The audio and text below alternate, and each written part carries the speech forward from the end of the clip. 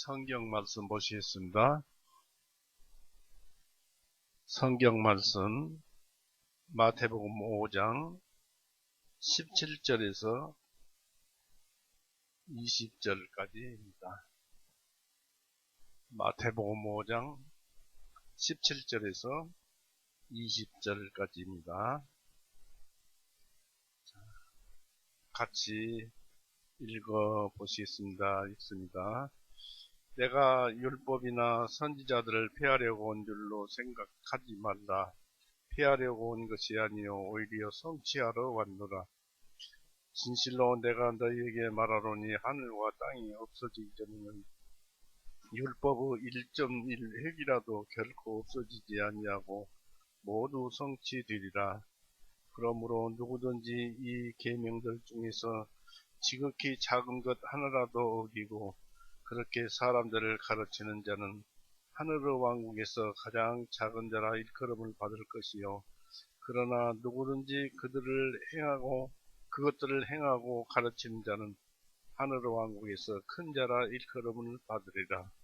이는 내가 너희에게 말하노니 너희 의가 서기관들과 바리새인들의 의보다 더 낫지 아니하면 너희는 결코 하늘의 왕국에 들어가지 못하리라.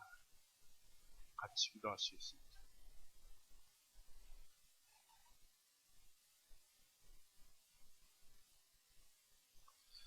사랑이 많으신 하나님 아버지, 오늘도 은혜의 날, 구원의 날 가운데서 우리에게 편안한 하루를 주시옵고 또 말씀 가운데서 우리의 심령을 더욱 살찌우는 이 시간을 주셔서 감사합니다.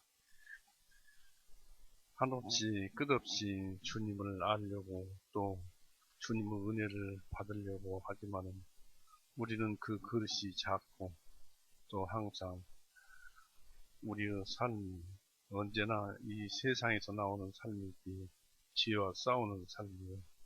또 우리 자신도 믿음에서 벗어나는 바로 죄악 속에서 있는 것을 발견할 때 참으로 암담함을 느끼지 않을 수가 없습니다.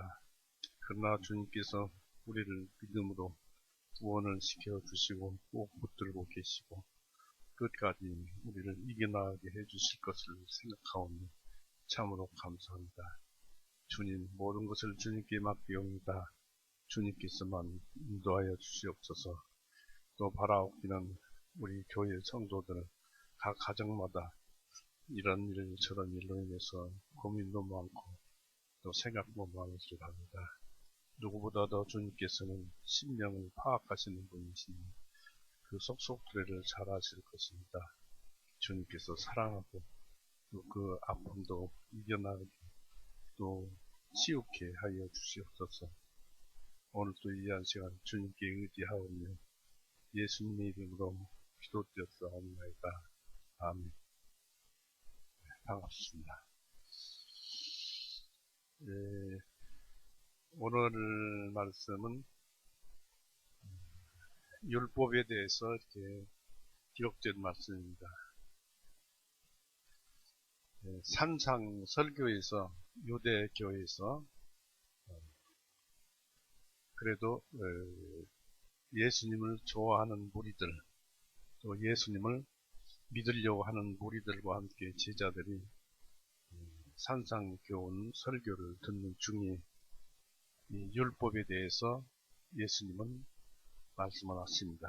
예수님도 율법을 인정하시고 율법이 하나님의 뜻인 것을 잘 알고 너희 의가 서기관들과 바리새인들보다 낫지 아니하면 천국에 들어갈 수 없는 거라고 말씀하신 말씀입니다. 그래서 이 말씀 속에서는 예수님께서 율법의 본 모습을 우리에게 가르쳐 주십니다. 우리는 아직도 보면은 율법의 본 모습을 모르는 사람들이 많습니다. 구원을 받았다고 해도 이것이 율법인지 복음인지 또 율법과 복음 가운데 무엇을 해야 할 것인지 그런 것들을 다 알지도 못하고 그렇게 율법을 차별화하고 율법을 가볍게 보는 사람들이 있습니다. 그러나 율법은 언제든지 말씀을 드렸습니다만 하나님의 뜻입니다. 하나님의 뜻이고 이것은 당연히 예수님의 뜻이기도 합니다. 때문에 이 율법을 우리는 그 복음 안에서 지켜서 행하는 것이 옳은 일이다. 오늘 말씀을 들어보시면서 행한다는 그런 의미도 알아들었으면 되겠습니다. 이 구약 성경을 규례로 삼고 있었던 유대인들 무리들은 여기서 그리스도의 법이 완전한 법으로서 정당함을 보여주고 있습니다.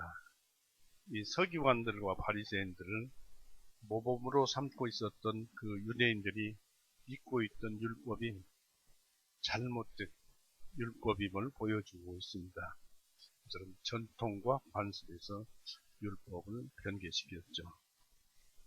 왜냐하면 예수님께서 제거하려고 오셨던 규칙은 구약 성경과 정확히 일치되었는데 예수님께서 오신 것은 구약 성경과 정확히 일치되었습니다. 여기서는 구약 성경을 율법과 선지자들이라고 했습니다. 이 말씀을 잘 새겨드려야 합니다. 17절에 보니까 내가 율법이나 선지자들을 폐하려고 온 줄로 생각하지 말라. 세운다 이것입니다. 이 당시에는 세운다고 그랬습니다. 율법과 선지자들이라고 불렀는데 즉 613가지 모세 오경의 율법만 율법이 아니라 선지자들이 하나님의 말씀을 받아서 기록한 내용도 예수님은 율법으로 확인해 주신 것입니다. 변해서는 안 될 말씀입니다. 본래 선지자들은 율법에 대한 그 주 해석자였으며 둘 다 함께 예수님께서는 유대교에서 있어서 그 율법을 보좌 위에 기초한 신앙과 행위의 기범으로 설정되었고 지금 예수님은 이 율법을 계속 왕자적인 지위로 유지하고 인정하고 계셨습니다. 예수님은 구약 성경을 말소하거나 약화하는 생각을 배격하고 있었습니다. 내가 율법이나 선지자들을 폐하려고 온 줄로 생각하지 말라. 폐하려고 온 것이 아니요 성취하려 왔느니라고 17절에 기록되어 있죠. 이 율법이나 선지자에 대해서 애착을 가지고 있는 경건한 유대인들은 내가 그것들을 파괴하려고 온 줄로 두려워 말라.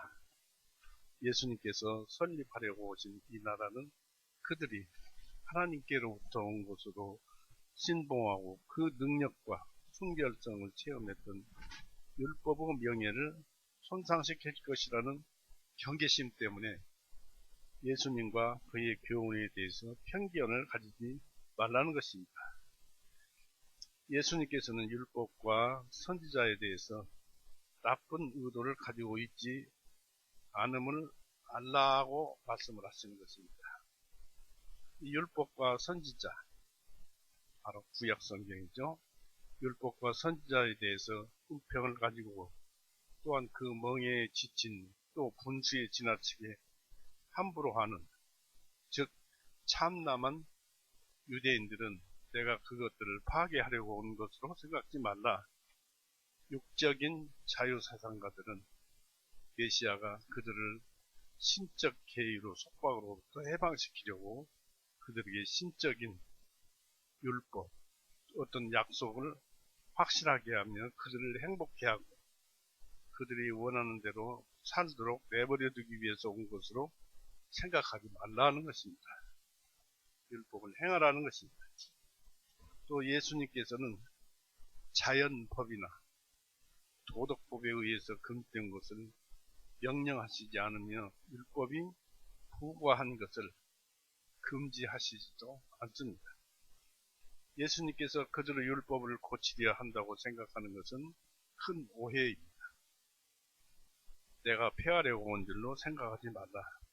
율법을 폐하려고 오신 것은 아니다는 얘기입니다. 우리 영혼의 구세주는 마귀의 역사나 하나님께로부터 오지 않는 것만을 파괴하시는 분이시지, 우리가 모세와 선지자들에게서 받은 탁월한 명령을, 탁월한 율법을 파괴하러 오시지 않았다는, 오직 그것들을 완성하시기 위해서 오셨습니다. 다시 말하면 예수님은 율법의 명령을 순종하기 위해서 오셨습니다. 왜냐하면 예수님은 율법 아래에서 나셨기 때문에 그렇습니다. 갈라디아서 4장 4절 보세요. 예수님이 율법 아래 나셨기 때문에 율법에 순종하고 율법을 행하셔야 됩니다. 갈라디아서 4장 4절, 충만한 때가 오매 하나님께서 자신의 아들을 보내시어 아버지에게서 나게 하시고 율법 아래 있게 하신 것은, 바로 율법의 명령대로 따르게 하신 것은 이라는 뜻입니다. 예수님은 모든 점에서 율법에 순종하셨고, 육신의 양심을 영화롭게 하였고, 안식일을 거룩히 하였으며, 기도하시고 구제하셨으며, 또 그 누구도 하지 못했던 일을 행하셨으며 완전히 순종하셨고, 어떤 일에서도 하나님의 뜻인 율법을 깨뜨리지 않았습니다. 예수님은 율법의 약속들과 선지자들의 예언을 실현하기 위해서 오셨습니다. 또한 율법의 선지자들, 율법과 선지자들, 즉 구약 성경들이죠. 선지자들, 즉 구약 말씀은 예수님을 증거하였기 때문입니다. 누가복음 24장 보세요.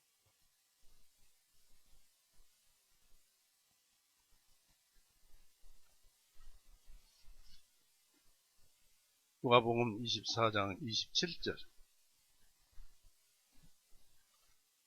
모세와 모든 선지자들의 글로부터 시작하여 모든 성경 기록들에 자신에 대하여 기록된 것들을 그들에게 상세히 풀어주시니라 했습니다.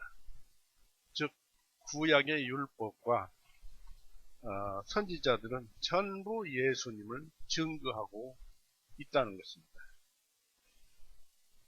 그래서 은혜의 언약은 내용상으로 보면 그때나 지금이나 동일합니다.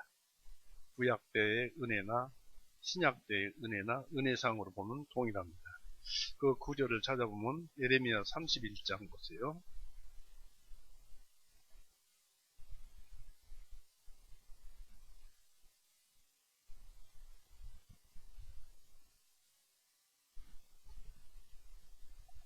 (31장) 33절에서 34절을 읽어볼 것입니다.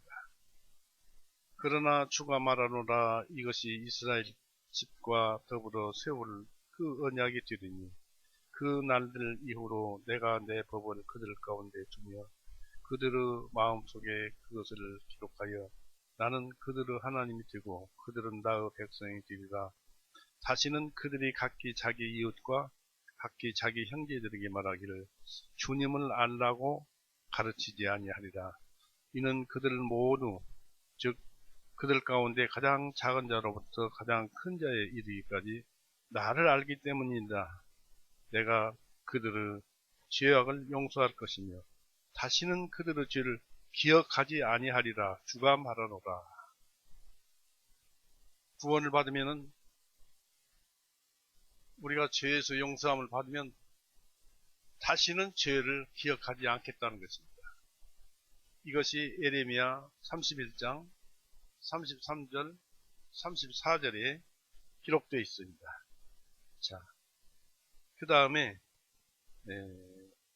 히브리서를 보십시오.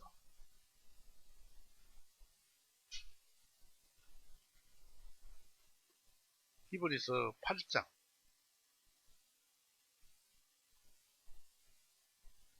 이 히브리서 꽃이지요. 우리 구원받은 성도들에게 이 말씀은 어떻게 그렇게 달콤하게 들리는지 모릅니다만은, 히브리서 8장에서 10장까지는 참 이 말씀에 의해서 계속 풀어져 나옵니다. 히브리서 8장 7절에서부터 봅니다.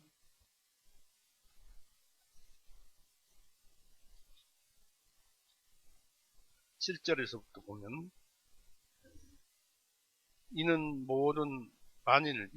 만일 그 첫 번째 언약이 흠이 없었더라면 둘째 것이 요구될 여지가 없었기 때문이라. 이는 그들에게서 흠을 발견하시고 그분께서 말씀하시기를, 율법의 흠을 발견하셨죠.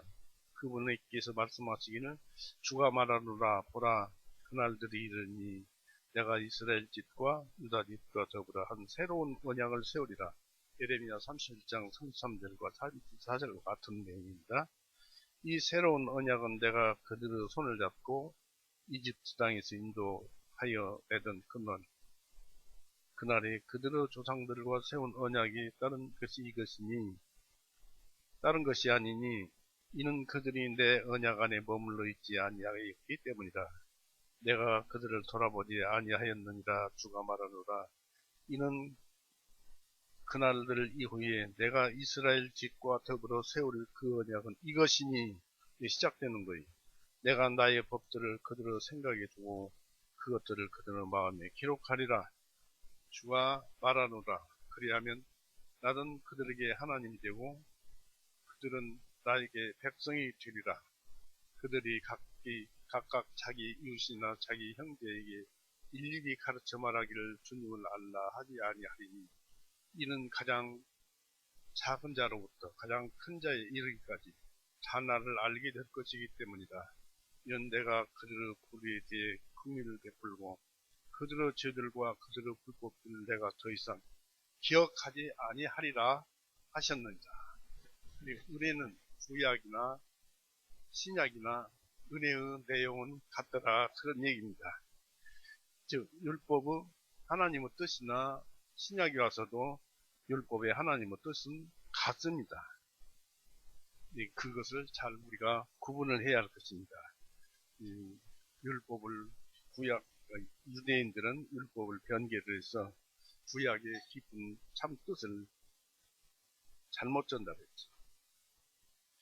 즉 구약이나 신약이나 중보자는 오직 예수님, 우리 예수 그리스도 한 분뿐입니다. 사도행전 7장 한번 보세요.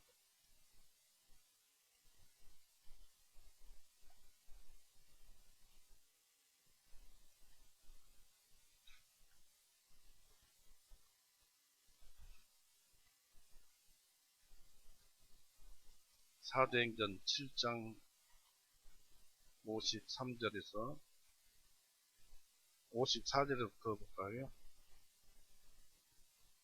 그러나 그들이 이 말을 듣고 상하여 그를 향하여 이빨을 가니라. 그러나 스데반이 성령님으로 충만하여 하늘을 우러러 주시하더니 하나님의 영광과 예수님께서 하나님의 오른편에 서 계신 것을 보고 말하기를, 보라 내가 하늘들이 열려 있고 인자에게 하나님의 오른편에 서 계신 것을 보노라 하니, 그때 그들이 큰 소리를 지르며 자기들의 귀를 막고 일찍 그에게 달려들어 그랬습니다. 이렇게 그들도 이 예수님이 계신 것을, 하늘에 예수님이 계신 것을 알았기 때문에 또 자기들의 죄가 생각이 나서 이렇게 귀를 막고 달아들었던 것입니다.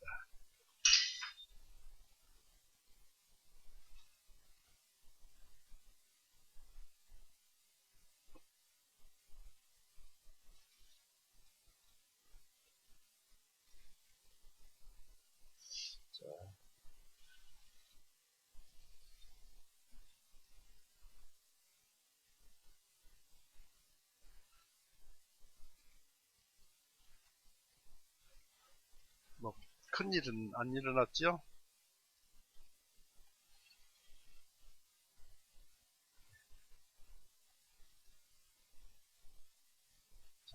말씀 들어요. 즉 구약이나 신약이나 중보자는 오직 예수님 한 분뿐이 있습니다. 여기서도 스데반은 예수님 한 분을 중보자로 말씀을 하고 있죠. 예수님은 인간의 본성을 하늘에서도 지니시고 거기에서도 몸을 입으신 인자하셨습니다. 다시 한번 사도행전 7장 보세요.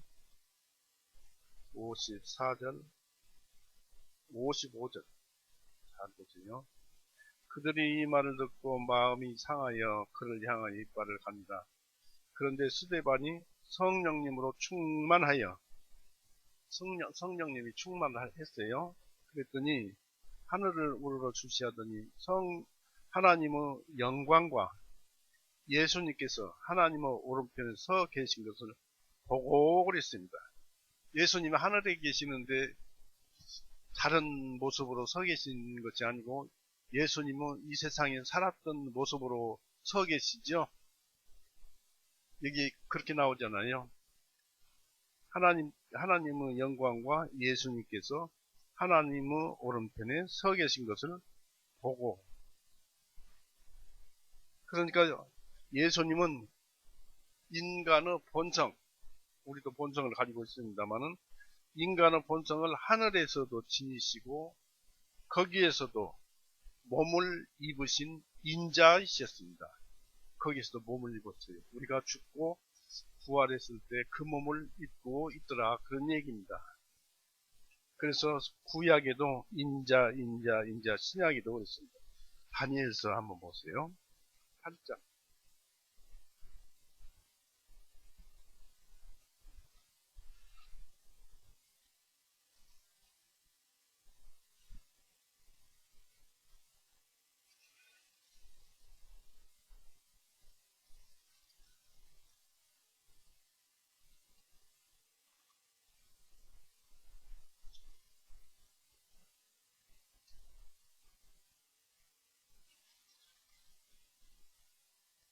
다니엘서 8장 보세요.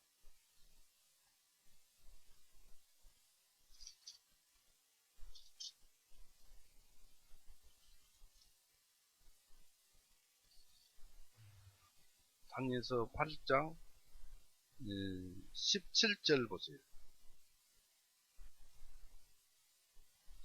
그가 내가 서 있는 곳으로 가까이 나아오니 그가 왔을 때에 내가 두려워서 얼굴을 대고 엎드렸는데 그가 내게 말하기를 오 인자여 깨달으라 이 환상은 마지막 때에 있을 일이니라 하니라.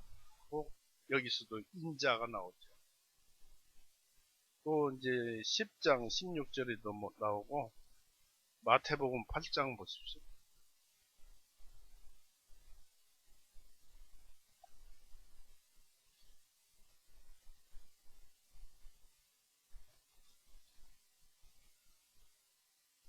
마태복음 8장 20절에도 예수님께서 그에게 말씀하시기를 여우도 꿀이 있고 공중의 새들도 보금자리가 있으니 인자는 자기 머리를 둘 곳조차 없느니라 하십니다. 여기서도 인자가 나오죠. 그러듯이 예수님께서는 인간의 본성을 입으시고 또 몸도 가지시고 혼도 가지시고 영도 가지시고 하나님 보좌, 하나님의 영광에 있었더라, 앉았더라, 하나님 보좌 영광에 오른편에 서서 계시는 것을 스데반이 보았습니다. 성령이 충만해서. 그래서 우리가 예수님을 우리가 성령이 충만하면은 예수님을 볼 수도 있다는 얘기를 우리는 생각을 해봐야 합니다.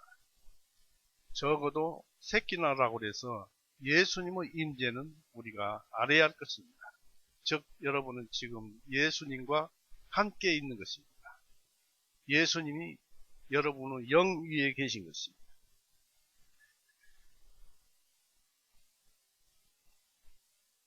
그래서 결국 무엇을 얘기하냐면 우리 죄를 중보하시는 분은 오직 예수님 한 분뿐이시다는 것, 이것을 아시기 바랍니다. 이 예수님은 율법의 모형에 부합하시기 위해서 오셨습니다.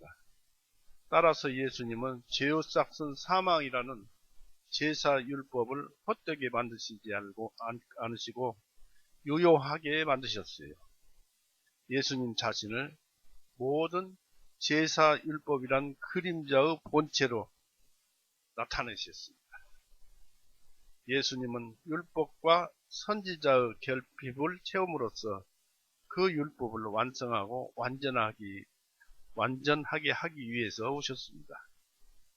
만일 율법을 약간의 물을 담았던 그릇으로 간주한다면 예수님은 그 물을 쏟으려고 오시지 않고 오히려 그 아구까지 채우기 위해서 오셨습니다.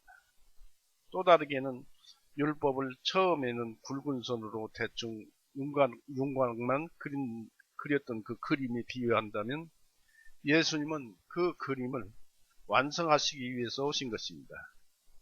이와 같이 예수님은 추가 사항과 해설을 덧붙임으로써 율법과 선지자를 구약을 완성하셨습니다. 그것은 이제 보기는 이런 식입니다. 율법을 어떻게 해석해야 할 것인가. 그걸 완전하게 예수님께서 하셨는데 예수님은 이렇게 말씀하십니다. 율법에는 간음하면 죄입니다만 예수님은 음욕을 품은 자는 간음한 자이다 라고 합니다. 간음을 해야만이 죄가 되는 것이 아니고 마음속에 음욕을 품으면 벌써 간음한 자이다. 이렇게 예수님은 율법을 풉니다. 가르쳐줍니다. 마태복음 5장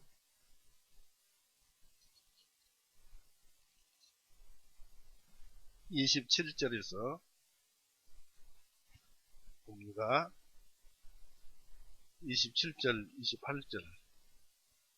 너희는 이제 조상들이 말한 바 너는 간음하지 말라 한 것을 들었으나 나는 너희에게 말하노니 누구든지 여자를 바라보고 그 여자에게 음욕을 품는 자는 이미 그 마음에 그녀와 더불어 간음하였느니라. 율법의 참 의미가 이와 같은 것입니다. 만일 너희 오른 눈이 너를 실족해 하거든 그것을 빼내버리라. 이거 참 기막히고 아주 재미있는 말씀입니다. 우리가 요한일서 2장 16절에 보면 세 가지 이 정욕은 세상으로부터 나오는데 육신의 정욕, 또 안목의 정욕, 이생의 자랑, 이 세 가지 정욕이 세상, 모든 것이 다 세상에서 나오는 것인데 이것이 나오는 것이 바로 야고보서에 나오는 이 욕심에 대한 말씀이 나오죠. 자기 자신의 욕심에 이끌리어 유혹을 받을 때 미혹에 빠지나니 했습니다.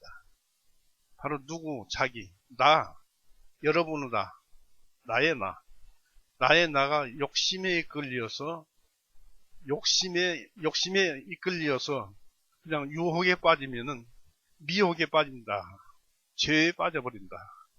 그래서 욕심이 잉태한 즉 죄를 낳고 죄가 장성한 즉 사망을 낳는다 했습니다. 여기서 중요한 것이 무엇일까요? 바로 음욕을 품은 자는 이미 간음한 자이고 누가 그 주체이냐? 내가 욕심을 품었기 때문에 그런 음욕을 품었기 때문에 그 욕심에다 죄를 돌릴 수도 없고 욕심을 일으키게 하는 것에다 죄를 물을 수도 없고 자기 자신 나예요. 나가 잘못한 거예요. 나가 죄를 짓는 거예요. 나의 책임이 있어요. 그러니까 그 영적인 나라는 본체의 눈을 빼버려야 돼요. 이 살아있는 육신을 눈을 빼는 것이 아니고 영적인 나의 육신을 빼버려야 돼요. 그러니까 아주 거기서 빼버리면 어떻게 됩니까? 욕심 자체가 빠져나가 버리죠. 그러니까 마태복음 5장 29절에 만일 너희 오른 눈이 너를 실족하게 하거든 그것을 빼내어 너로부터 던져버리라.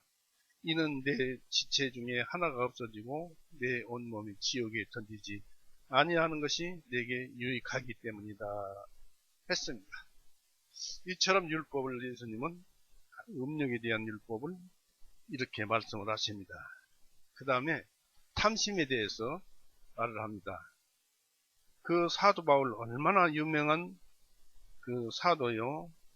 바울은 참 대단한 그 성경 기록을 많이 써서 우리에게 많은 도움을 주신 그런 사도입니다. 그런 분도 아무리 구원을 받았어도 탐심은 어찌할 수가 없더란 얘기입니다. 욕심은 어찌할 수 없더란 얘기입니다. 로마서 7장 보세요.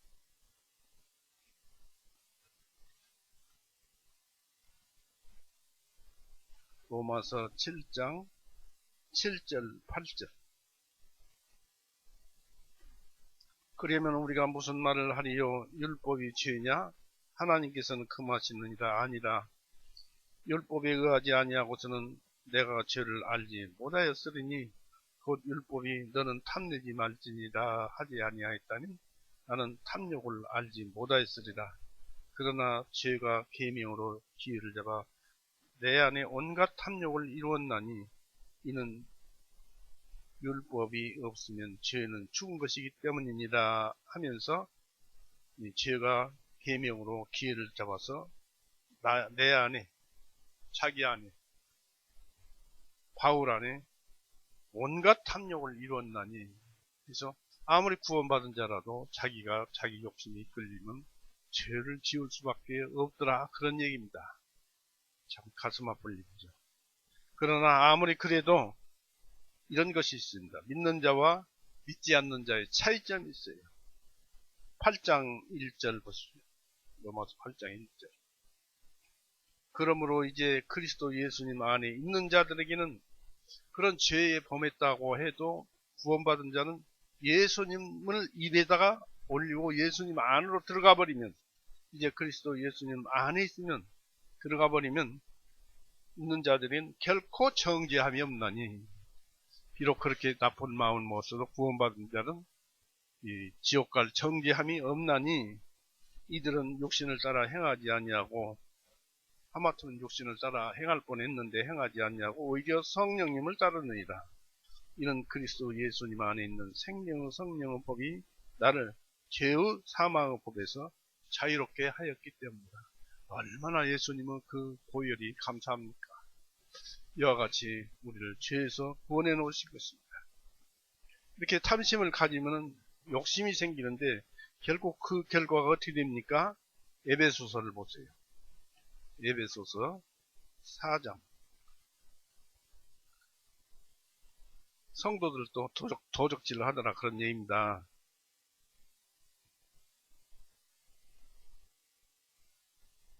(26절부터) 볼까요? 4장 26절부터 너희는 화가 날지라도 죄는 범하지 말고 해가 지도록 너희의 분노를 품지 말며 그 마귀에게 틈을, 여지를 주지 말라 했죠. 이게 이제 거듭난 그리스도인에게 하는 말씀이에요. 그리고 28절도 마찬가지입니다. 도둑질한 자는 더 이상 도둑질을 하지 말고 오히려 힘써 일하라. 자기의 손으로 선한 일을 하여 필요로 하는 자들에게 거저 주라. 도둑질한 자는 도둑질 하지 말고 이제 내가 벌어서 가난한 자들을 도와주라, 그런 얘기입니다. 이게 성도들이 할 일입니다. 이런 식으로 말을 했습니다. 그리고 사람을 우리가 미워하고 욕하고 그러잖아요. 그러면 율법은, 예수님은 그런 자를 살인자라고 그러는데, 그리고 살인자는 죽음으로 그 대가를 치러야 되는데, 그러니까 율법에서는 살인한 자는 살인으로 갚아야 되는데, 예수님께서는 그 살인이 아니고 미움 자체가 살인이라는 것입니다. 그렇죠. 미워하면은 거기에서 살인이 싹트기 때문에 그렇습니다. 요한일서 3장 보세요. 사람들 미워하지 맙시다.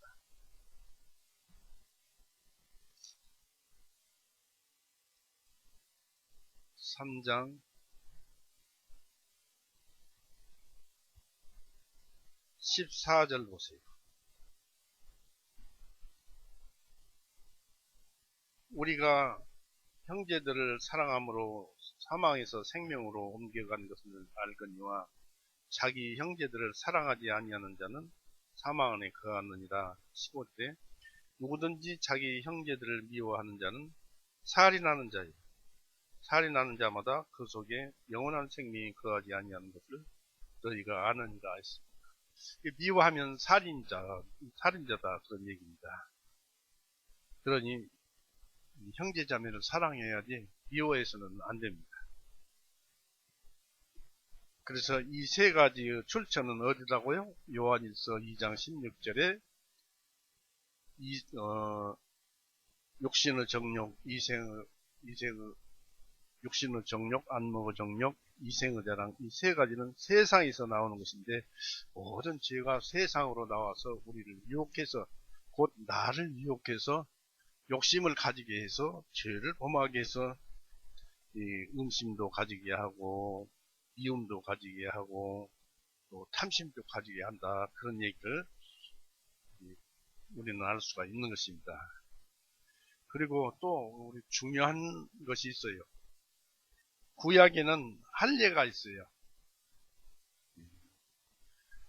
아브라함이 그 할례를 처음 실시했습니다마는 율법과 할례는 남자 생식기의 표피를 베어냄으로써 의인됨의 율법이었습니다. 그러나 지금은 이렇습니다. 그 할례가 무엇이냐? 살거죽을 베어내는 것이었는데 그것이 죄를 베어내는 것이다 라는 뜻인데 그 율법이 의미가 바로 이것이에요. 로마서 2장 보세요.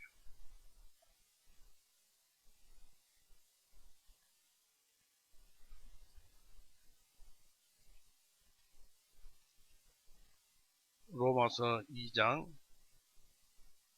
27절 29절까지 봅니다.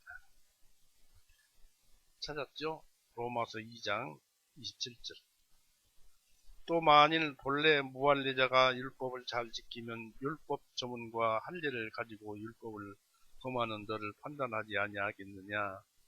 이는 겉으로 유대인이라 해서 유대인이 아니요 육체의 겉 표면에 흔적을 지닌 할례도 그 할례가 아니기 때문이니 오직 속으로 유대인이라야만 유대인이요 할례는 마음의 할례이니 영에 있고 율법 조문에 있지 아니하니라.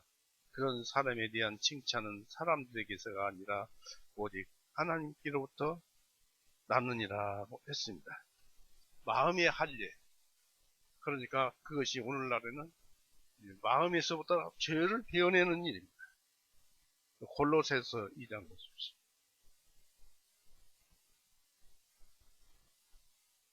골로새서 2장 11절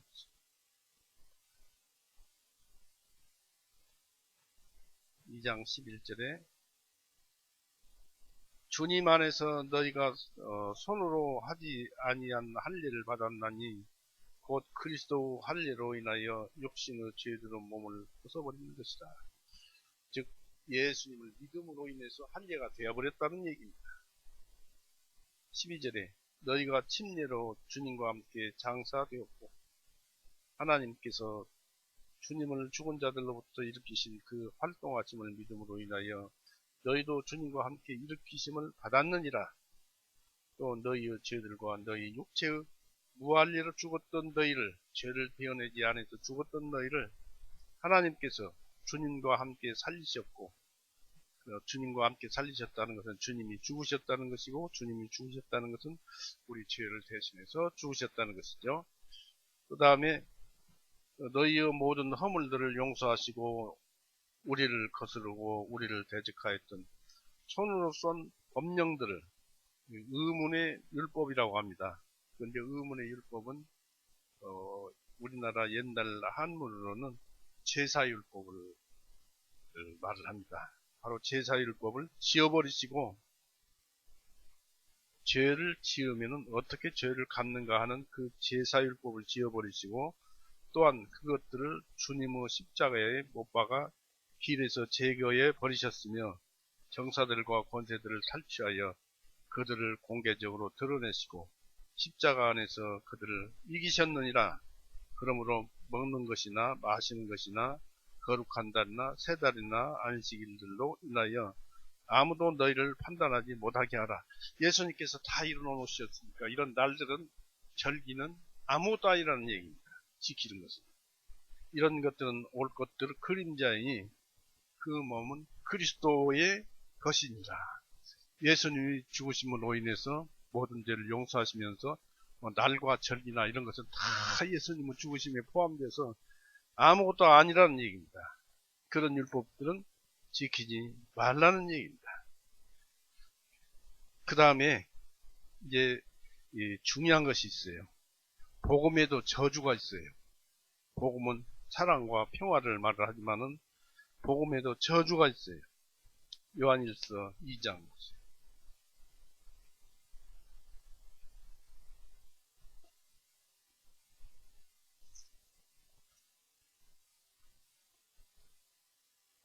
요한일서 2장 20절. 그러나 너희는 거룩하신 분으로부터 기름 부음을 받았기에 너희는 모든 것들을 아느니라. 내가 너희에게 쓴 것은 너희가 진리를 알지 못하기 때문이 아니라 너희가 진리를 알기 때문이니 또 어떤 거짓말도 진리에서 나오지 않기 때문이다. 거짓말하는 자가 누구냐? 예수님께서 그리스도이심을 부인하는 자가 아니냐?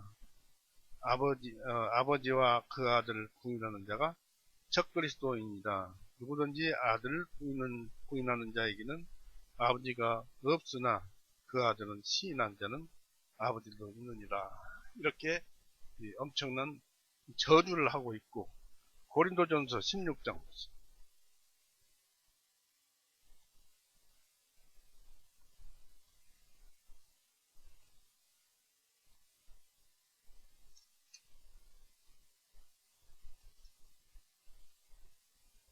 고린도전서 16장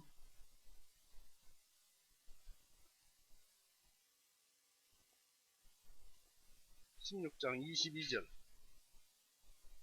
만일 누구든지 주 예수 그리스도를 사랑하지 아니하면 주님께서 임하심으로 그는 저주를 받을지어다 했어요. 그러면 여기에서 예수님을 사랑하지 아니하면 예수님을 다 누구든지 어떤 사람들은 다 사랑한다고 그러는데 그렇게 하지 아니하면 주님께서 임하심으로 그는 저주를 받을지어다.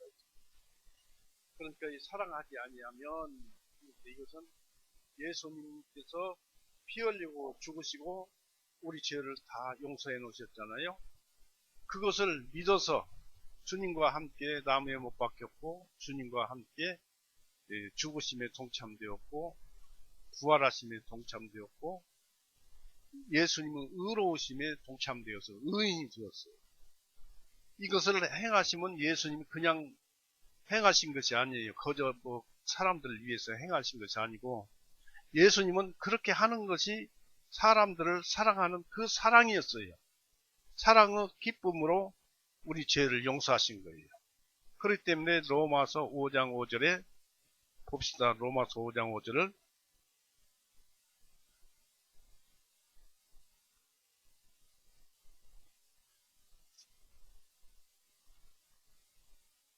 로마서 5장 5절. 또 소망이 부끄럽게 만들지 아니하니 왜냐하면 우리에게 주신 성령님에 의하여 하나님의 사랑이 우리 마음에 부어졌기 때문이다. 그래서 하나님의 사랑이 거듭날 때 우리 마음에 부어집니다. 이 사랑은 아가페 사랑입니다. 하나님의 사랑입니다. 그 아가페 사랑이 우리나라 마음에 부어지면은 우리도 아가페 사랑을 가지고 있는 것입니다. 그러니까 여기에서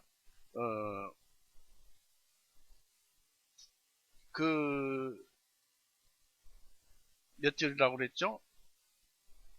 사랑이 없으면, 사랑하지 아니하면, 고린도전서 16장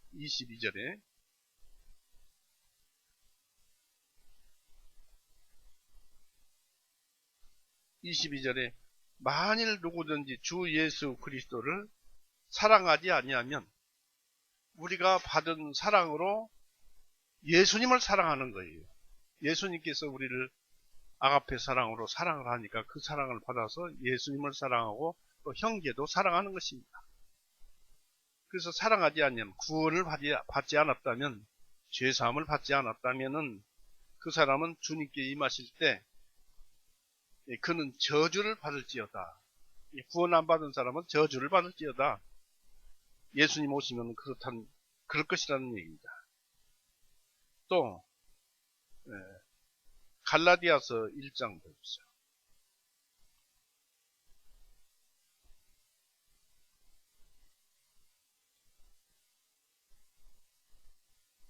갈라디아서 1장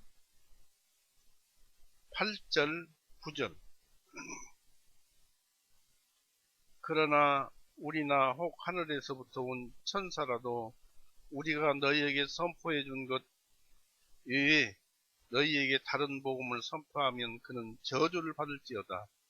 우리가 전에 말하였거니와 내가 지금 다시 말하노니 만일 누구든지 너희가 받은 것 외에 다른 복음을 선포하면 그는 저주를 받을지어다. 그래서 이렇게 저주를 받을지어다라고 했습니다. 제가 며칠 전에 유튜브를 봤어요. 유튜브를 봤는데 그 사람 이름이 김뻥롱입니다. 김뻥롱이란 자가 아주 그냥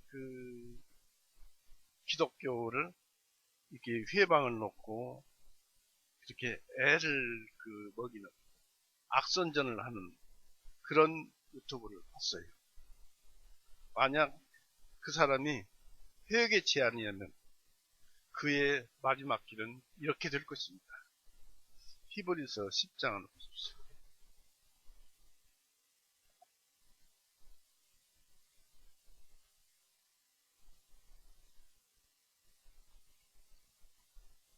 히브리서 10장 26절에서부터 봅니다. 이는 우리가 진리에 관한 지식을 받은 후에도 고의로 죄를 범하면 더 이상 죄들을 위한 희생물이 남아있지 아니하고 오직 대적자들을 삼킬 불같은 진노와 심판을 두려운 마음으로 기다리는 것만 남아있기 때문이라.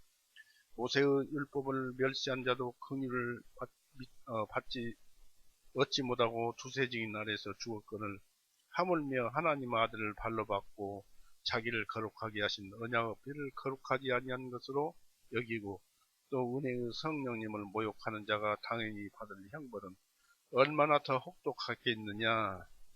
너는 생각해보라.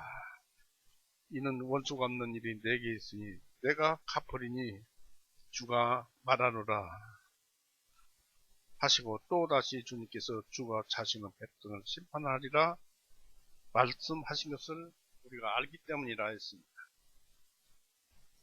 만약에 그 사람이 수많은 청중들 앞에서 그런 소리를 했는데 그것을 회개치 아니하면 결국은 마지막은 그때 형벌을 받을 것은 불을 보듯 뻔합니다.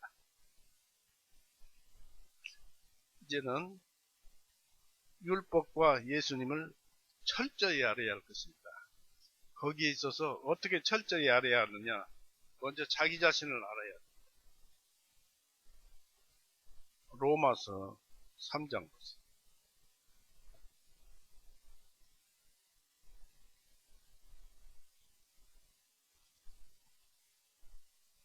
로마서 3장 19절에서 20절까지. 로마서 3장 19절 20절. 이제 우리가 알거니와 율법이 말하는 것은 무엇이든지 율법 아래 있는 자들에게 말하는 것이니 이것은 모든 입을 막아 온 세상으로 하여금 하나님 앞에서 죄가 있게 하려 합니다. 그러므로 율법의 행위로는 그분의 눈앞에 의롭게 될 육체가 없나니 이는 율법을 통해서는 죄를 깨닫기 때문이다. 그래서 우리 거듭난 모든 사람들도 율법으로서 세상을 바라보면 결국 자기가 죄인임을 깨닫는다 이것입니다. 그러니까 복음 안에서 성령님 안에서 있어야 한다. 그래서 그래야 됩니다.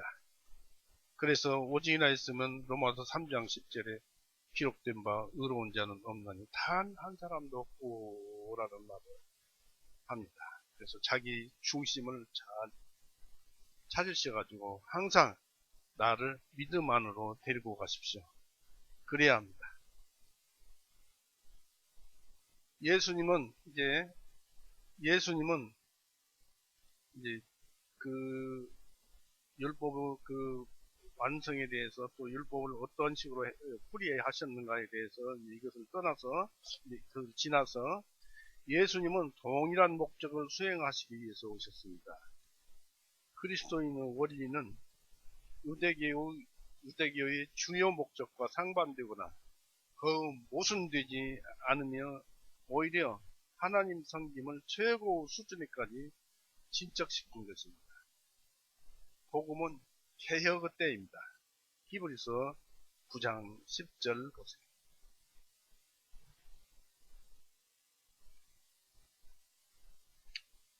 히브리서 9장 10절 이 성막은 단지 먹는 것과 마시는 것과 여러가지 씻는 것들과 육체에 관계된 규례들 위해서만 서 있으되 개혁의 때까지 그들에게 지게 하신 것입니다. 했습니다. 신약이 들어올 때까지만 필요했다 그런 얘기입니다. 율법을 제거하는 것이 폐지하는 것이 아니라 그것을 완성하는 것입니다.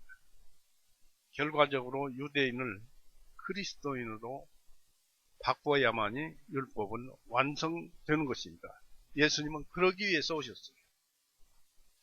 예수님은 구약의 영원성을 강조하고 있습니다.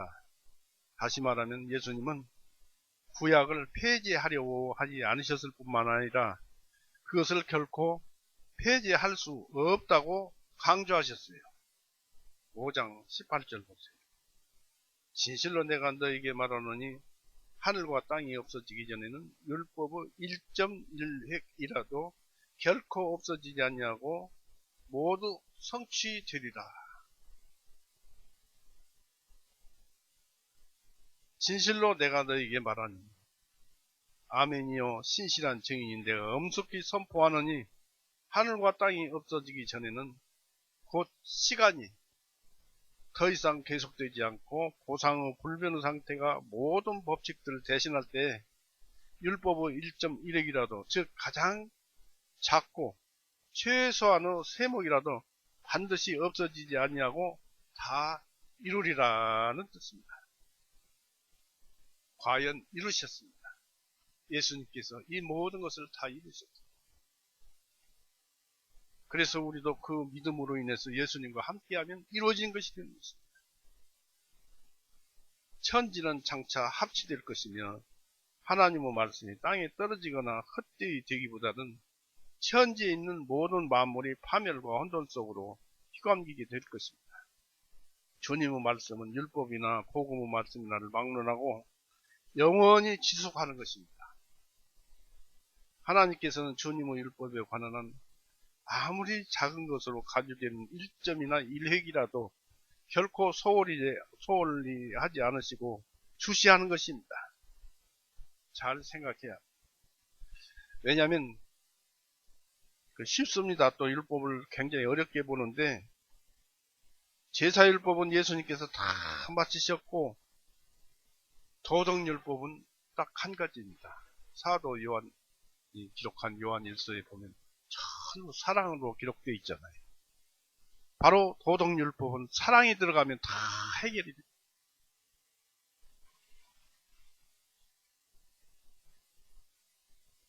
하나님께 속하고 주님의 도장이 찍힌 것이라면 그것이 비록 적은 것이라 할지라도 보존될 것이기 때문입니다. 사람들의 법칙은 그 자체들이 매우 불완전하다는 사실을 인정하고 있어요. 이것을 격언에 반영시키기를 이 법의 지향점의 극은 법이 아니다라고 격언에 말을 했다고 합니다. 그러나 하나님은 당신의 율법의 1.1획을 지키시고 유지하실 것입니다. 예수님은 조심스럽게 율법을 지킬 것을 제자들에게 맡기고 있으며 율법을 무시하고 경시하는 것의 위험성을 보여주고 있습니다. 19절 보세요. 그러므로 누구든지 이 계명들 중에서 지극히 작은 것 하나라도 어기고 그렇게 사람들을 가르치는 자는 하늘의 왕국에서 가장 작은 자라 일컬음을 받을 것이요.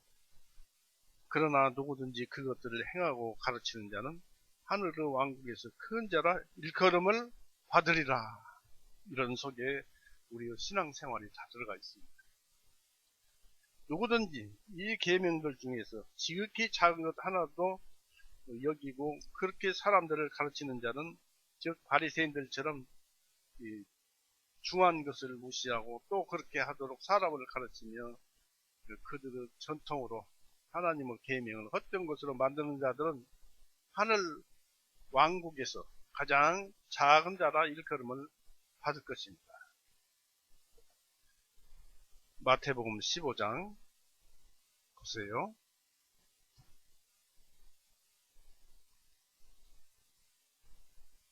3절에서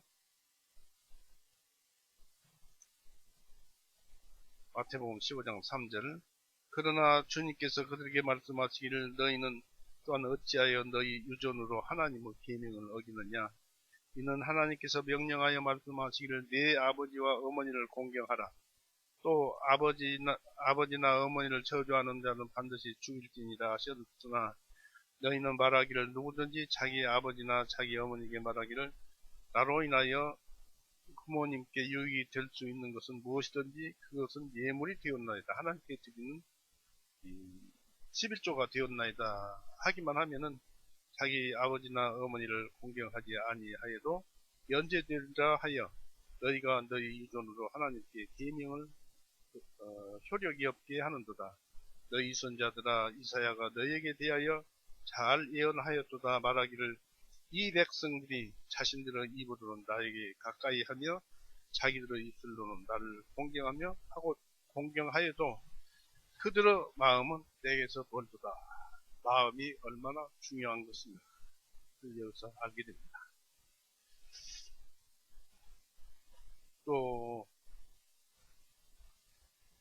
우리는 이제 그것을 잘 압니다만 요한일서 3장 24절 한 군데 더 보겠습니다.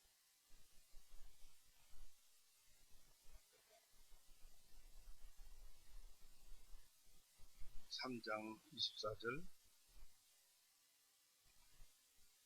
그분의 명령절을 지키는 자는 그분 안에 거하며 그분께서 그 사람 안에 거하시나 주님께서 우리에게 주신 성령님을 힘입어 그분께서 우리 안에 거하시는 것을 우리가 아느니라 했습니다.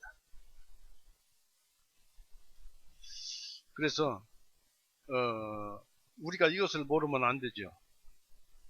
이것을 모르게 되면은 정말 구원받았어도 한참 신앙이 어리다고 볼 수 있습니다. 24절에 그분의 명령들을 지키는 자는 그러니까 복음을 지킨 자든지 계명을 율법을 지킨다든지 또 예수님의 그 사랑하라는 오직 계명 하나만 주셨는데 그걸 지킨다든지 하면은 명령들을 지키는 자는 지킬 때 어떻습니까?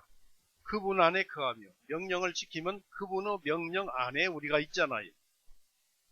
거하며 그분께서 그 사람 안에 거하시나니 우리가 계명을 지키면 예수님도 내 안에 계시고 나도 예수님 안에 있는 것입니다.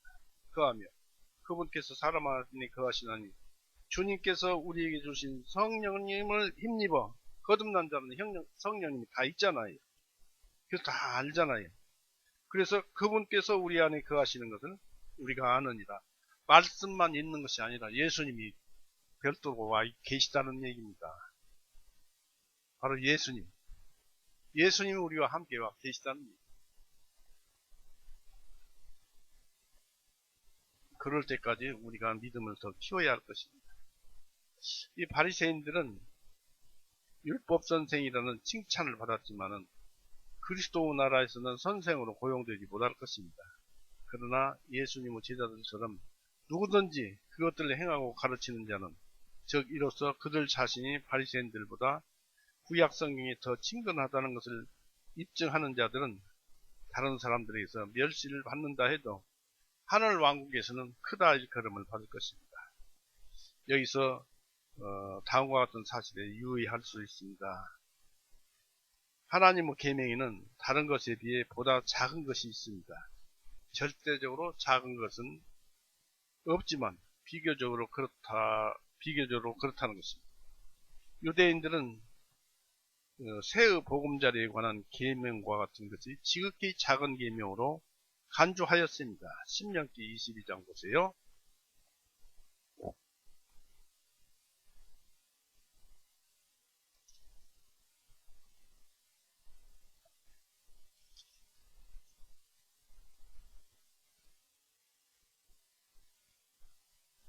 신명기 22장 6절 7절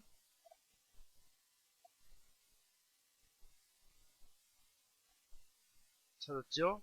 만일 새의 둥지가 길가 어떤 나무에 있는 것이나 땅 위에 있는 것이나 새끼들이나 알들이나 새끼나 알들을 뿜고 있는 어미새를 우연히 내 앞에서 만나게 되거든 너는 그 어미새를 그 새끼와 더불어 잡지 말고 너는 반드시 그 어미새는 놓아주고 새끼만 취할지니 그리하면 네가 잘되고 네 날이 길게 되리라.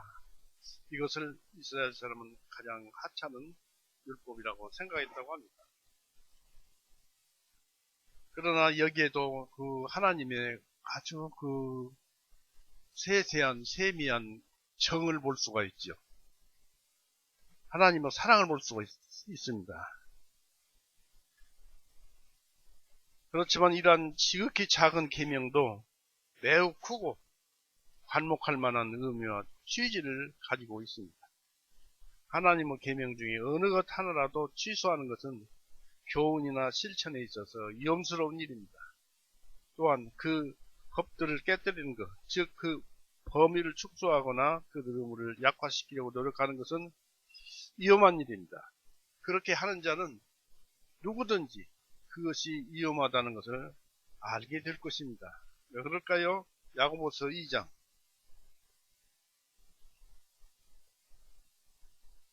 야고보서 2장 10절 11절 봅니다. 누구든지 모든 율법을 지키다가 그 하나를 범하면 그는 모두 범한 자가 되나니 이는 간음하지 말라 하신 그분께서 또한 살인하지 말라 하셨기 때문이니 이제 네가 비록 간음하지 아니하여도 살인하면 너는 율법을 범한 자가 되느니라. 하나님이 율법을 제정하셨기 때문에 그 뜻이 그렇기 때문에 도적질을 해도 살인자가 되고 간음자가 되고 간음을 해도 도적질하는 자가 되고 살인자가 되고 살인자가 살인을 했으면 간음자도 되고 도적질을 하는 자가 되고 아무리 작은 율법을 어겨서 죄를 지었어도 그건 큰 범죄다 그런 얘기입니다. 이것을 얘기하고 있어요. 야고보서 2장 10절 11절에 이와 같이 십계명들 중에 어느 하나라도 취소하는 것은 질투하시는 하나님을 대담하게 우리가 치는 것입니다. 주먹으로 치는 것이므로 두려워서 그대로 지나쳐 버릴 수가 없습니다. 그것은 율법을 범하는 이상은 어떤 범죄이며 율법을 헛것으로 만드는 것입니다. 시편 119편에도 그런 것을 경계하는 말씀이 기록되어 있습니다. 이러한 부패가 더욱 퍼지면 퍼질수록 그들은 더욱 나쁘게 되는 것입니다. 계명을 깨뜨리는 것은 건방진 일입니다. 그러나 사람들에게 그와 같이 가르치는 것은 그 정도가 더욱 심합니다. 이것은 분명히 그 당시 모세의 자리에 앉아서 그들 나름대로 주석에 의해서 본문을 개약하고 왜곡시켰던 자들에 관해서 언급하고 있습니다. 이러한 진지한 경건과 종교의 핵심을 성경의 그릇된 해석에 의해서 파멸시키는 견해는 그런 것들이 주장될 때 사악하지만 하나님의 말씀으로 가르칠 때는 더욱 나쁩니다. 하나님의 말씀은 율법을 잘못 가르쳐서 사악한데 그것을 하나님이 그렇게 하라고 하는 것처럼 그런 말씀으로 가르칠 때는 아주 나쁩니다. 그렇게 하는 자는 하늘왕국에서, 즉 영광의 나라에서 작다고 일컬음을 받을 것입니다. 그런 사역자는 결코 천국에로 오지 못할 것입니다. 영원히 배척받을 것입니다. 오히려 복음적 교회에 있어서 더욱 그러할 것입니다. 그런 자는 주님 안에서 선생의 위엄을 받을 가치가 없으므로 그 이론으로도 간주될 수가 없습니다. 이러한 거짓들을 가르치는 선지자는 그 나라에서 맨 꼬리가 될 것입니다. 이사야 9장 보세요.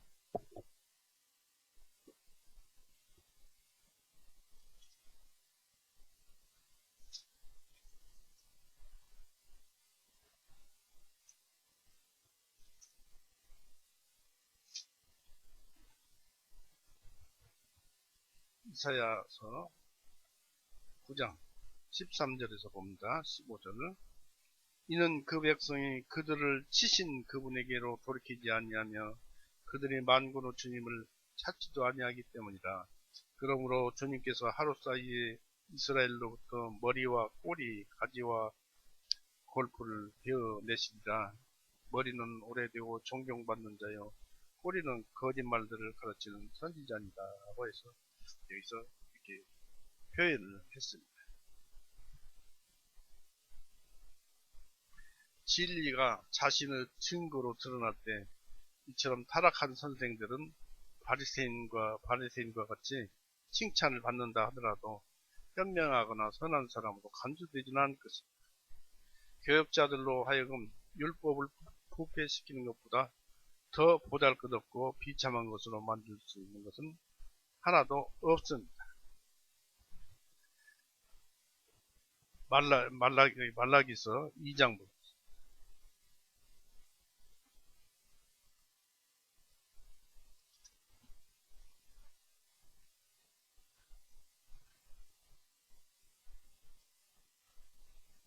2장 8절 너희는 그 길에서 떠났도다. 너희는 많은 자를 율법에 넘어지게 하였으며 너희는 내의 언약을 망쳐놓았도다. 만군의 주가 말하노라 했습니다. 또 11절 보십시오. 유다는 속임수를 행하여 왔고 이스라엘과 예루살렘에는 가증한 일이 저질러졌으니 이는 유다가 사랑했던 주의 거룩함을 모독하고 이방신의 딸과 혼인하였기 때문이라고 여기에 이제 기록이 되어 있습니다. 그래서 이런 것들을 제어하지 않으면 안 된다는 얘기죠. 또 죄를 경시하거나 포장하는 자들, 또한 종교상의 엄격함이나 진지한 헌신에 대해서 경멸하거나 하찮은 것으로 여기는 자들은 교회의 찌꺼기들입니다. 그러나 한편 그들의 생활과 교훈으로 실제적인 종교의 순수성과 엄격성을 진작시키려고 노력하는 자들이나 선한 것을 행하고 가르치는 자는 참으로 영광스러운 자입니다. 그리스도 교회에서는 곧 큰 자로 여겨지는 것입니다.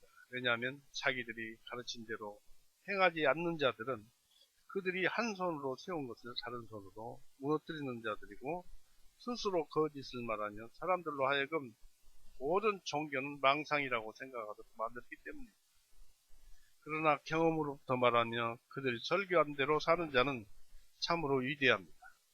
그들은 하나님을 영화롭게 하며 하나님도 그를 영화롭게 할 것입니다. 사무엘상 2장 30절에 그렇다고 기록되어 있습니다. 그리고 이후에 그들은 우리 아버지의 나라에서 새벽별들처럼 빛나게 될 것입니다. 예수님께서 이 규칙에 의해서 세우려고 오셨던 의는 서기관이나 바리새인은 그것보다 더 나은 것이라야만 했습니다. 20절 보십시오. 마태복음 5장 20절. 이는 내가 너에게 말하노니 너희 의가 서기관들과 바리새인들의 의보다 더 낫지 아니하면 너희는 결코 하늘의 왕국에 들어가지 못하리라 했습니다. 이것은 서기관이나 바리새인들을 종교 최고봉에 도달하는 사람으로 여겼던 자들에게는 이상한 교훈이었습니다. 서기관들은 가장 뛰어난 율법 선생이고 또한 바리새인들은 가장 유명한 율법 교사들이었어요. 그들은 둘 다 모세의 자리에 앉았으며 백성들의 칭송을 받았으므로 그들은 율법에 가장 일치된 자로 여겨졌으며 스스로 생각조차 하지 않았습니다.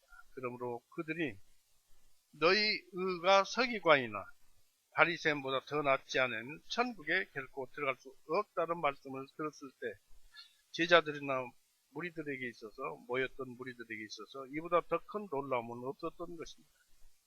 따라서 예수님은 여기에서 그것을 엄숙히 단언하고 있습니다. 즉 내가 너에게 말을 하노니 서기관이나 바리새인들은 예수님과 그 교훈에 대해서 적대하는 원수들이었으며 큰 핍박자들이기도 하였습니다. 그러나 그들에게도 칭찬받을 만한 일이 있다는 사실은 인정되어야만 합니다. 이 서기관들과 바리새인들은 금식과 기도, 구제를 많이 했으며 또한 확실하게 의례상의 약속들을 준수하였고 다른 사람을 가르치는 것을 임무로 삼았으며 그들은 사람들의 이익을 도모하고 그들에 대해서 늘 배려를 아끼지 않았으므로 두 사람이 천국에 간다고 하면 그 유대인들 중에 두 사람이 다 천국에 간다면 그 중에 하나는 바리새인이나 서기관일 것이라고 생각을 하였습니다. 그러나 우리 예수님은 여기서 그의 제자들에게 예수님께서 세우려 온 종교는 사악한 것을 몰아낼 뿐만 아니라 서기관들이나 바리새인들의 선보다 나아야 한다고 말씀하셨어요. 우리는 그들보다 더 많이 행해야만 하고 더 나아야만 할 것입니다. 그렇지 않으면 천국에 이르지 못할 것입니다. 그렇다고 하신 것이죠. 율법에는 편파적이었으며 또한 율법의 규례적 부분에 강조점, 즉 영적 강조점, 영적 규례를 두었습니다. 그러나 우리는 우주적이에요. 생각하는 것입니다. 율법과 복음에 의해서 율법을 생각할 때 우주적이어야 합니다. 넓게 봐야 합니다. 그렇게 해야만 하고 목사에게 11조를 바치는 것으로 만족하게 여기서는 안 되며 우리의 마음을 하나님께 드려야만 하는 것입니다. 바리새인들은 겉모양에만 신경을 쓰지만 우리는 내적인 경건을 자각해야만 합니다. 그들은 사람들의 칭찬과 칭송을 목표로 하지만 우리는 하나님께 합당한 자가 되는 것을 목표로 해야 합니다. 바리새인들과 서기관들은 종교에 행한 것에 대해서 종교에서 행한 것에 대해서 자만하고 그것을 의로 신뢰하지만 우리는 우리가 모든 것을 행했을 때 그저 우리는 우리 자신을 부인하며 우리는 무익한 종이라고 말해야 합니다. 우리가 하는 것은 전부 하나님께서 하시는 일입니다. 내가 내 마음대로 움직이고 내가 일했고 내가 교회를 위해서 열심히 일했고 선을 쌓았고 또 사는 데에도 선하게 살았고 하는 모든 행위는 자기 자신이 행한 것이 아니라 하나님께서 그렇게 하게 해주시니까 그렇게 했기 때문에 우리가 하나님께서 물으실 때 그저 우리는 주님께서 하신 것입니다. 우리는 그저 주님께서 주셨습니다. 무익한 종입니다. 라고 해야만 한다 이것입니다. 누가복음 17장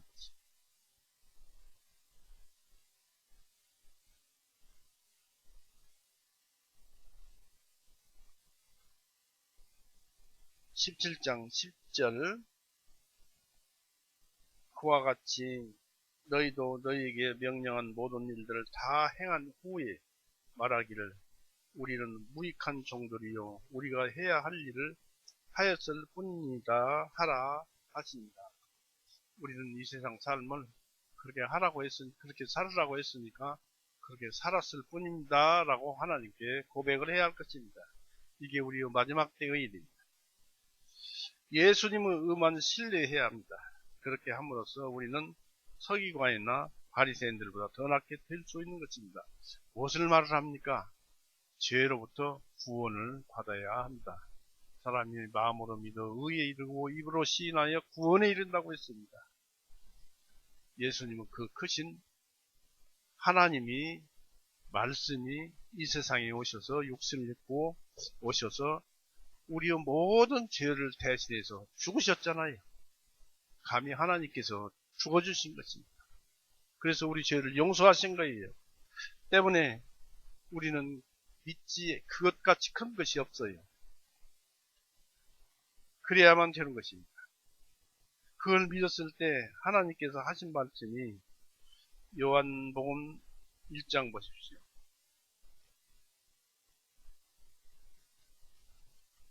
요한복음 1장 12절에 그러나 주님을 영접하는 자, 곧 그분의 이름을 믿는 자들에게는 주님께서 하나님의 아들이 되는 권능을 주셨으니, 우리 같은 죄인들이 하나님을 믿기만 하면 현재도 죄가 보글보글거리고 죄를 쏟아내는 사람이 하나님을 믿는 것 그거 하나만 가지고 있으면은 하나님의 아들이 되는 권능을 주셨습니다. 천국에 가면 나쁜 것은 다 이 세상에서 육신이 죽어버리니까 다 사라져버리고 구원받은 그 영혼, 다시는 죄를 기억지 않는다는 하나님의 말씀에 따라서 우리는 천국에서 하나님의 아들로서 영생을 누리면서 평안 속에서 하나님을 바라보면서 찬송을 할 것입니다. 오늘은 이렇게 해서 마치겠습니다. 기도하시겠습니다. 사랑이 많으신 하나님 아버지, 오늘도 그 말씀 속에서 그 율법을 무시할 것이 아니고 율법은 우리가 오히려 행해야 되는 것이라는 것을 예수님을 통해서 배웠습니다. 참으로 율법을 어떻게 행하는가 하는 것은 우리가 이 복음서를 쭉 보면서 도덕적인 율법이라면 사랑으로서 행하고, 또 죄사함에 관한 율법이라면 예수님께서 모든 죄를 용서해 놓으신 그것을 믿기만 하면 된다는 것을 우리에게 가르쳐 주셨습니다. 또 우리가 알기로는 이 세상은 험악하고 또 죄만 쏟아내고 우리를 악하게 만드는 세상인 줄 압니다. 이런 데 물들지 않고 주님이 말씀만 붙잡고 한순간 한순간도 또 성경 한 말씀 한 말씀이라도 꼭 붙들고 가는 우리 교회 성도님들이 되도록 하게 하여 주옵시고, 입에서 나오는 음성 중에 주님의 말씀이 섞여져 나오게 하여 주옵소서. 또 이 세상 살면서 우리의 육신에는 성령님의 섭리로 어렵고 힘들고 곤란한 이런 것들이 많이 있습니다. 주님께서 누구보다도 잘 아시오니 어루만지시고 더듬으셔서 그것도 주님께서 사랑하여 주시고 풀어주시고 도와주옵소서. 우리를 죄에서 영원히 구원해 놓으신 우리 구세주 예수 그리스도 이름으로 감사하며 기도 올렸사옵나이다. 아멘.